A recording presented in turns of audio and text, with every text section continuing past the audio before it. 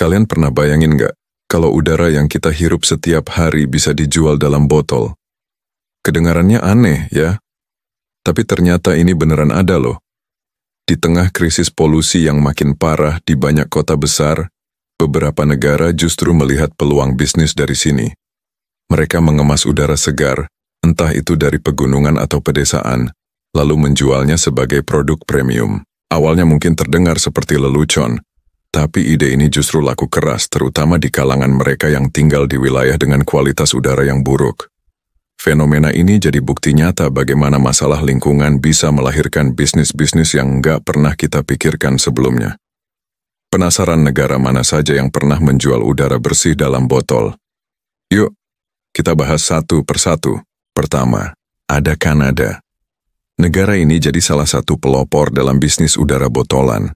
Sekelompok pengusaha di Alberta kepikiran ide ini setelah melihat tingginya permintaan dari negara-negara dengan polusi udara parah. Udara yang dijual bukan sembarangan loh, tapi udara murni yang diambil langsung dari pegunungan Rocky yang terkenal asri. Produknya dikemas dalam kaleng semprot, seolah-olah kita lagi menghirup udara pegunungan langsung dari sumbernya. Dan tebak siapa pembeli terbesarnya? Tiongkok.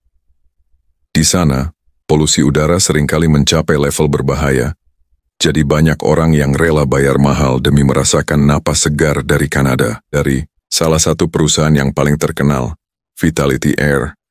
Bahkan pernah menjual produknya seharga ratusan dolar per kaleng, dan langsung ludes dalam waktu singkat.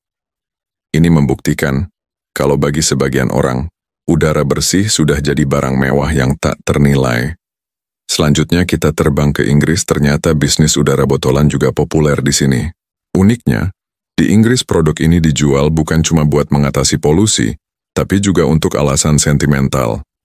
Perusahaan seperti Aether menjual udara segar dari pedesaan di Somerset, Wales, dan Yorkshire. Udaranya dikemas dalam toples kedap udara, menjadikannya oleh-oleh yang unik. Sebagian besar produknya juga dikirim ke kota-kota padat di Tiongkok seperti Shanghai dan Beijing. Di sana kaum elit rela membayar mahal untuk menikmati sensasi menghirup udara bersih khas Inggris, meski hanya beberapa detik. Selain itu, ada juga pembeli dari kalangan ekspatriat Inggris yang tinggal di luar negeri. Mereka membeli produk ini untuk mengobati rasa rindu pada kampung halaman. Harganya? Jangan ditanya. Sebotolnya bisa mencapai puluhan pound sterling. Negara ketiga adalah Kolombia. Di sini ada seorang pengusaha muda dari kota Medellin bernama Juan Carlos Alvarado yang sukses menjual puluhan botol udara bersih setiap hari. Targetnya adalah para wisatawan yang ingin merasakan langsung kualitas udara dari kota yang dijuluki kota musim semi abadan itu. Inovasi ini bukan cuma respons terhadap polusi global, tapi juga cara kreatif untuk mempromosikan keunikan Medellin. Proses pengemasannya pun nggak sembarangan. Dibutuhkan waktu sekitar 30 menit dengan metode khusus untuk memastikan udara di dalam botol tetap segar. Meskipun awalnya banyak yang meragukan dan menganggapnya cuma gimmick, bisnis ini ternyata sukses besar dan disukai banyak turis. Terakhir ada Swiss.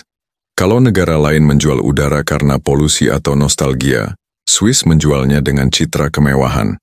Udara yang dijual adalah udara murni dari pegunungan Alpen yang ikonik. Sebuah perusahaan bernama Swiss Breeze memasarkan produk ini dalam kemasan kaleng semprot yang elegan, menjanjikan esensi udara pegunungan yang bisa dinikmati di mana saja.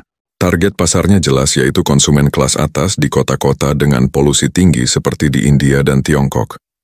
Mereka rela merogoh kocek dalam demi kesempatan langka menghirup udara segar khas pegunungan Alpen. Fenomena ini menunjukkan kalau label Made in Switzerland sekarang nggak cuma buat coklat atau jam tangan, tapi juga untuk komoditas seunik udara. Nah, itu dia 4 negara yang pernah menjual udara bersih dalam botol. Krisis iklim dan polusi yang semakin parah ternyata bisa mengubah sesuatu yang paling dasar menjadi ladang bisnis yang menguntungkan.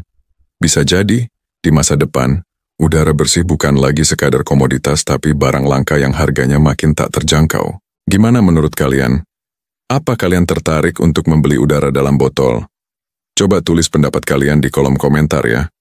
Terima kasih sudah menonton.